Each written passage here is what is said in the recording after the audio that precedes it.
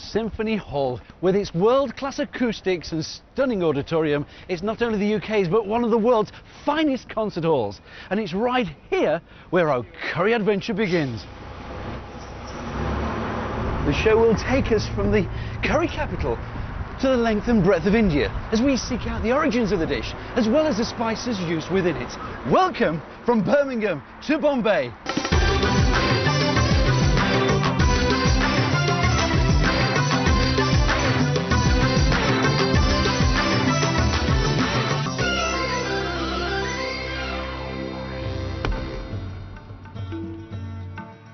Coming up in today's show, I'll be turning up the heat with a couple of Vindaloos. One from Birmingham's famous Balti Triangle and one from the sunny shores of Goa. I'll be rustling up a quick and easy tiger prawn curry in a perfect setting. See what I did there? And we focus on ginger. For my Anglo Indian curry recipe today, I've come to the heart of the Birmingham Balti Triangle and to Imran's restaurant to do a Vindaloo.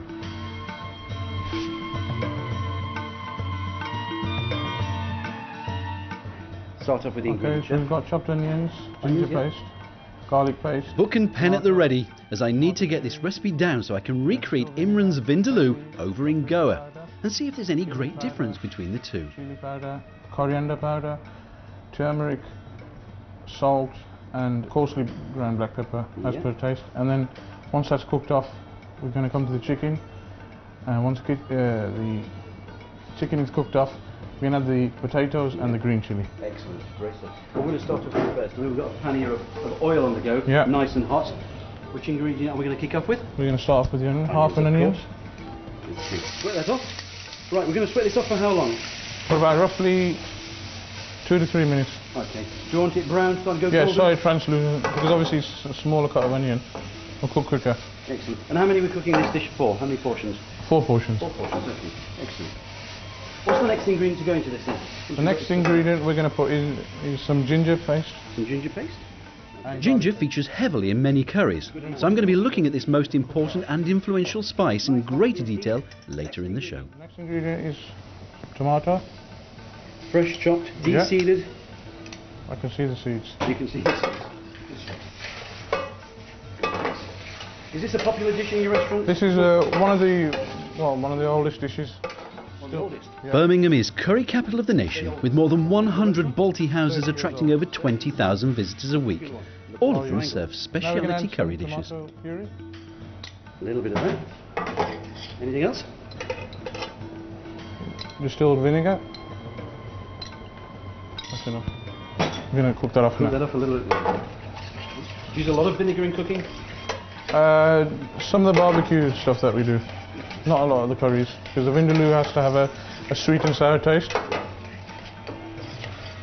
Is that right, Chef? Yes, that's right. We're on track. Next ingredient.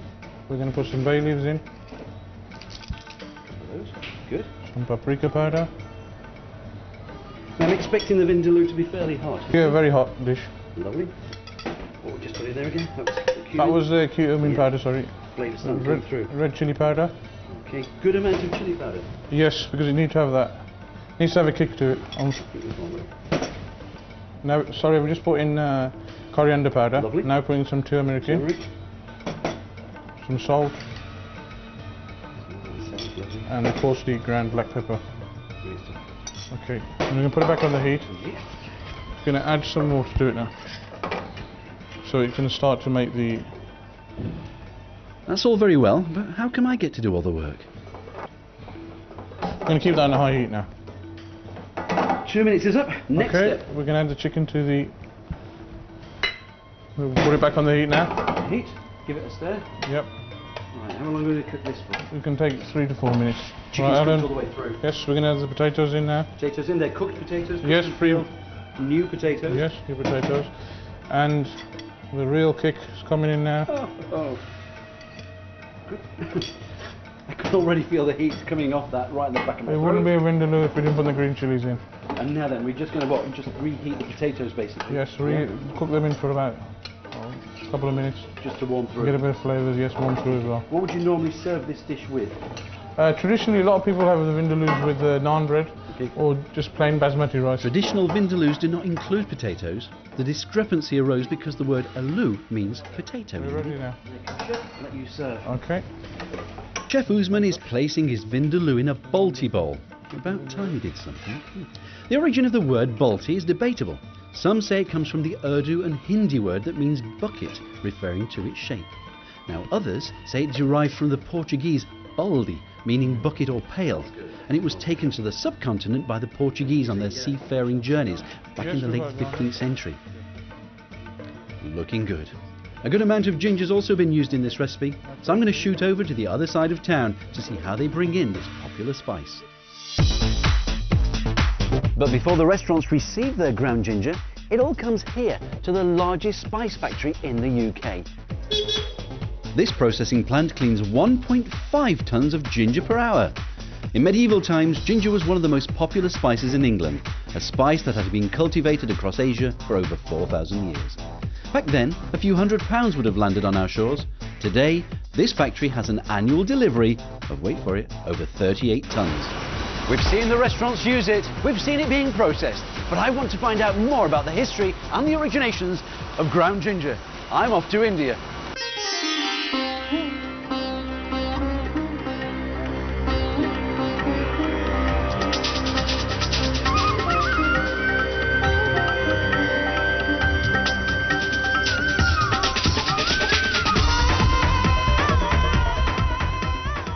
I'm now in Bombay, today known as Mumbai, one of the busiest cities in the world with a population of millions. Now I've got my spice and I want to go to Goa to find out how they do that pork vindaloo. But first I'm going to meet up with top Indian chef Sanjeev Kapoor, who's going to tell me a little bit about what to expect from that sun, sand, sea and spice land. Right, Sanjeev, I'm off to Goa. What type of food? No, you can't go to Goa without me. I'm jealous. What a lovely place. And I think beautiful beaches, but food, seafood, nice and fresh. I think world's best squids you can eat there, but otherwise a lot of coconut that is used, and two distinct styles that you have. Hindu style, right, and you have Portuguese style. One Portuguese influence uses a lot of vinegar, which I know you make beautiful vinegars, and Hindu style is different, but a lot of use of coconut. You'll fall in love with that place. Beautiful. Yeah, we're going for a vindaloo. Oh yes. Traditional pork curry. Yes, I think you need to go to somebody's house and eat that, and if you can't, then try restaurants, but I can tell you, best vindaloo, you have to get into somebody who's at least 75, 80 years old, because they have the real recipe. Otherwise, so I've got to good luck. I'm going to go to look for an old woman. Yes.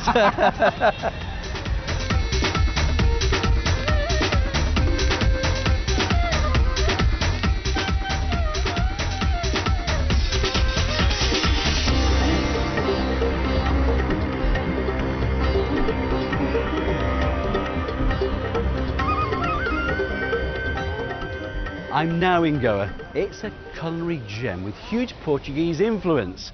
In fact, it only became independent around about 50 years ago. It's renowned worldwide for its Vindaloo. No, I don't mean the song that was made famous in 1998. No, I mean Vindaloo, the curry. Well, looking at the bright colours of this place, my choice of shirt appears to fit in quite well. But I don't think I'm going to find an old woman, as Sanjeev Kapoor suggested, to cook me a nice Vindaloo. I'll keep looking though. Being right by the sea, I have managed to find some inspiration and some damn good looking prawns. I just love it out here. Of course, when you've got an ocean like that full of fish, I'm going to do you a beautiful Goan prawn curry. How does that sound? It's simple ingredients, but so fresh and tasty. We're going to start off, nice hot pan, a little bit of oil in the pan, and just warm this through. The wind is blowing my flame a little, so fingers crossed we'll be able to cook this in time. This is a really quick dish. We're then going to add some onion to the pan. Going to get a sizzle eventually, and if the heat doesn't cook it, the sun will, and just fry that around. Let me take you through the ingredients. We've got here a selection of chilli, finely chopped, a little bit of garlic. Well, I say a little bit, there's quite a lot of garlic going into this dish. And basically quite a bit of ginger, which I've just blitzed down. Take a bunch of ginger, grate it down, blitz it, and you can even throw in some more garlic there to make a lovely ginger garlic paste. That's what they seem to do, certainly around this area. And we're just going to mix the whole lot together. The garlic can go in with the onion. Just let that cook down. We've then got the chilli. Now it's up to you how much you use. They use quite a bit around here. The food is quite spicy to say the least. And I've got some fresh green chilies that are going in. And we just cook that, whoops, just cook that around. Now I've got these stunning prawns. Look at these. Basically, this is how they start off. I'll hold this. Tiger prawn. Got its name from the Dark Ages, actually. They were called prains, with a Y thrown in there, and the word prain eventually turned around to prawn. I've taken out the intestinal tract, and I'm going to place this, let's do 2, why not? Get that into a little bowl here. I'm going to, keep in line with the Vindaloo curry, where they use quite a bit of palm vinegar. I'm going to use a splash of vinegar over the prawn and just marinate that very, very briefly and quickly. Just sort of wash the prawn with the vinegar itself. The other ingredients I'm going to add, a good dollop of ginger into this pan, just been processed with a little bit of garlic, and just cook that out so we get all that lovely hot flavour working together. Lid on. Into this bowl here I've got some coconut milk. You can buy it in cans from most stores these days. Just put a little bit of coconut milk into a bowl, and the next ingredient I'm going to take is a little bit of garam masala.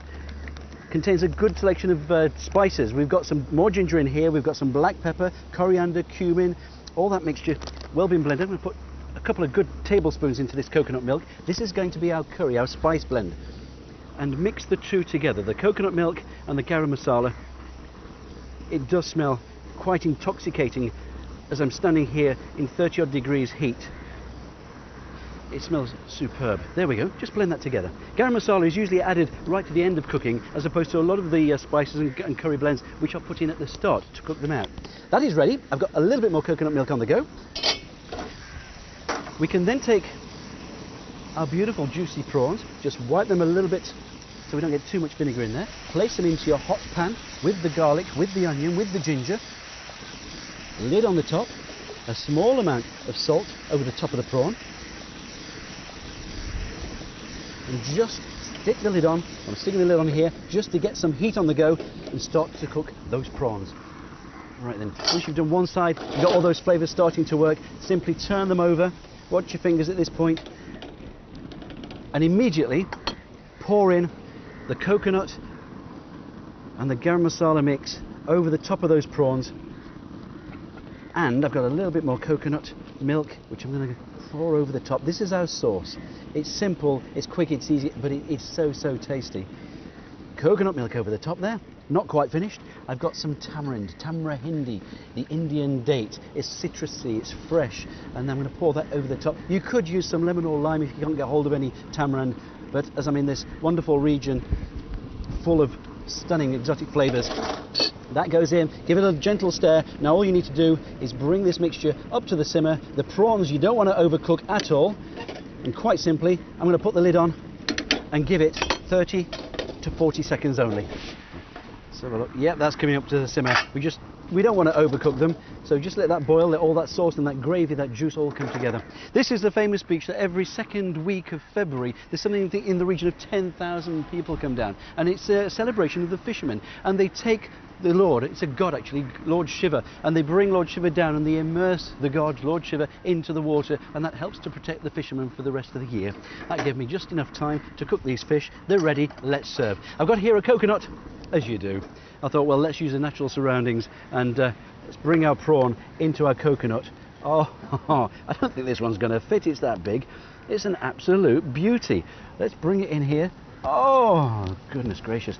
And then we can pour some of this sauce over the top. Make sure you get some onions in there as well. And then all you need to do is rip off the head. You can eat the contents of the head. I mean, say the Japanese have got some great recipes for it. They usually deep fry it, but I'm serving it like that. It's rustic, it's tasty. Finish it off with a little sprinkle of white coconut over the top. You can use some desiccated if you wish. Some coriander would work a treat as well. Folks, that is my prawn Goan curry. Coming up, I visit the Spicelands and root out some ginger. as well as cook a Goan Vindaloo.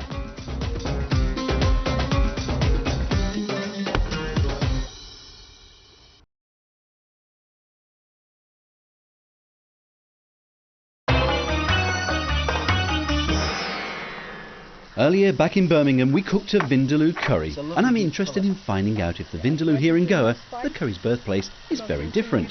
But first I'm off to the spice lands to see what they're making such a song and dance about.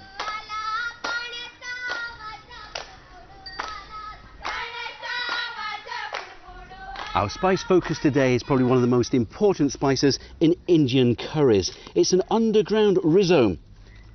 It's ginger, cultivated here on the Malabar coast for over 4,000 years. The Romans took it across Europe and it found its way into Britain, becoming one of the most important spices on par with black pepper.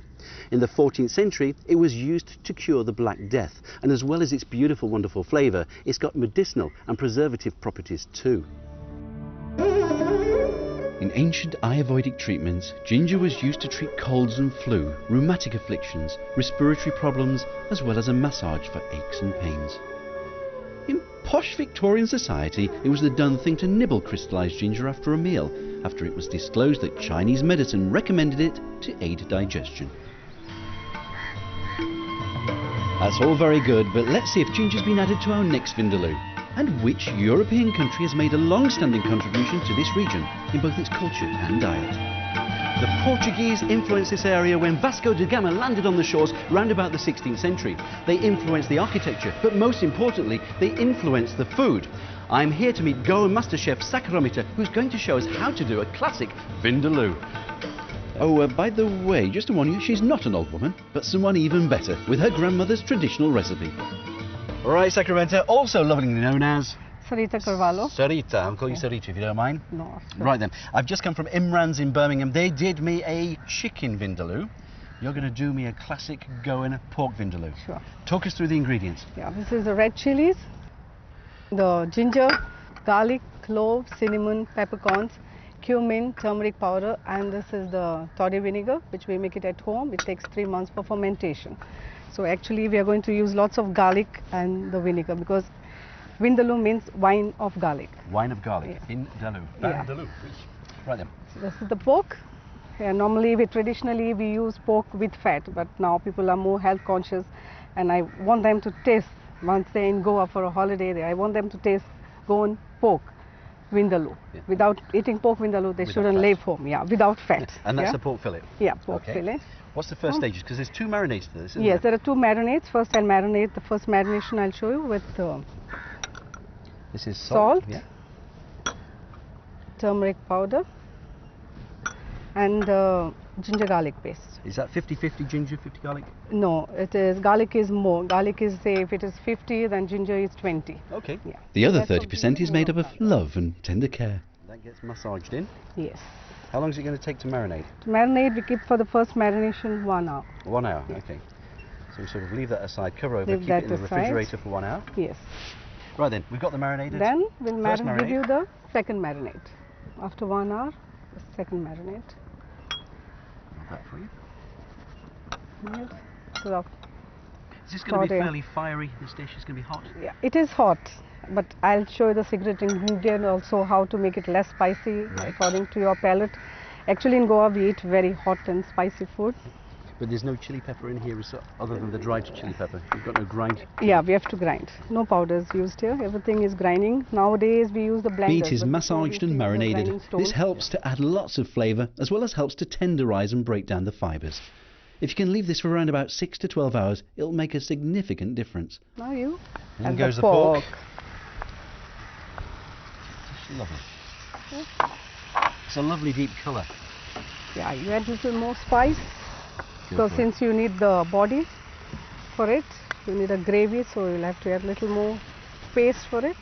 And the chili, ginger, yeah, and it will garlic become paste. too watery because you need to add water now to cook it. So you brown that all over first, you seal the meat? Yes, seal the meat. Otherwise it tastes very raw. And if you find it very spicy, then you can add a pinch of sugar, and this is the tamarind, it cuts down the spice. Okay. Yeah, so this tamarind, if I require, I'll add some water and soak it for some time. can use some boiling water, that'll speed up the process. You can use, boiling, So that's the tamarind to be soaked, and that'll go into a nice, get some lovely flavour from that pulp. But that's only if you want to temper it down. Yes, Cool the off spice. Cool off the spice. Okay, lovely. I'm getting that lovely waft of spice going in my throat. Is it time to add the water? Yes, now it's time to add the water. Otherwise I think I'm going to choke. You'll get choked with the spice, Actually, the it's coming smell. through Add right some now. hot water. Okay. Come to a boil. Yep. When you lower the flame, keep it on simmer and cover it. Okay, that's going to take how long to cook?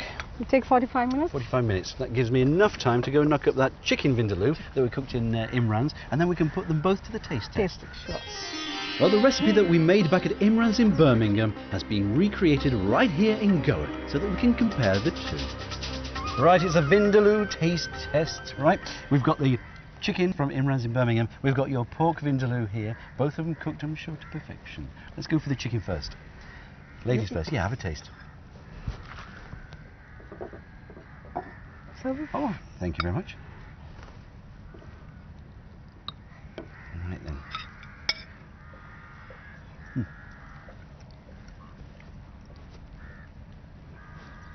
One piece.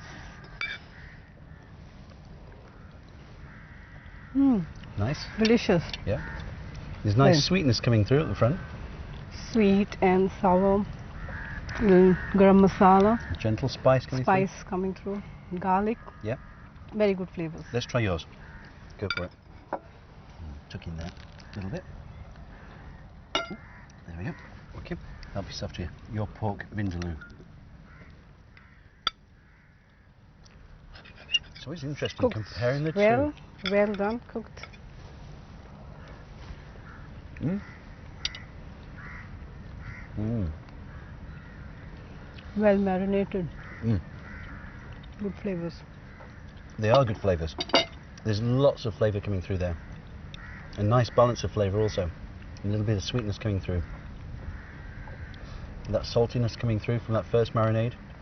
That's very pleasant indeed. And the mouthfeel, the heat factor. Yeah. It's nice and balanced and burning gently, but not burning my throat or my mouth. You can It's actually just a taste nice the warmth. spice, the spices which are used in this. And so it's not very, very hot. With the spice, you can make out each and every spice. You can make out in your mouth. Yeah. It's good. And that's without adding the sugar or the Yes, tamarind. tamarind. That's very pleasant. Both of them very pleasant. Do you have a preference on either one? Both are equally good. Hey, that's put her on the spot, hasn't it? Zarita, it's been wonderful working with you. Thank you so much for sharing your recipe with us. It's a Thank you. wonderful traditional Thank you. pork vindaloo. It's a pleasure to meet you. Thank Nice you. to meet you too, sir. Goa, the land of four S's. Sun, sand, sea and spices. The food is sensational. The influence of the Portuguese, the Vindaloo curries, hot, yet you can still enjoy all those beautiful spices that unfold on your palate. The coconut, oh, what more can you actually say? The influence of the Portuguese is always there. They've even got their own port-style wine. This is also Indian wine. What better way to enjoy it than in Goa? On that note, I bid you farewell. Until next time.